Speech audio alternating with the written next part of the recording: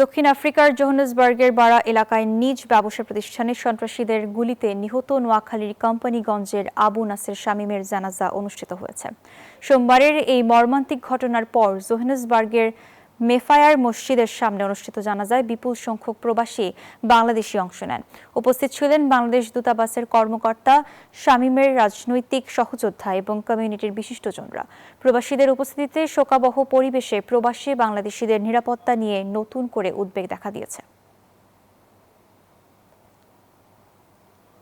ডাকাতি করতে আসলে খুব কম মারে, এটা পরিকল্পিত হত্যাকাণ্ড। এটা আমরা আমাদের বাংলাদেশ সরকারের মাধ্যমে এমবিসি আছে, এমবিসির মাধ্যমে আমরা এটা তদন্ত করার জন্য অনুরোধ করছি। যদি কোনো সুরাজ আসে আমরা অবশ্যই এদের সাথে আল্লাহ করতে রাজি আছি। আজকে যেই এই কালোদের টার্গেট কিলিং হচ্ছে, আমরা যদি একতা না হইতে পারি, আজকে শামীম ভাই, পরশুদিন আরেকজন, পরের দিন আমিও ওই ঘাতকের টার্গেট হতে পারি। 200-র বেশি সার্ভিস ও ফিচারে লেনদেনের সব বিকাশ অ্যাপে সম্ভব।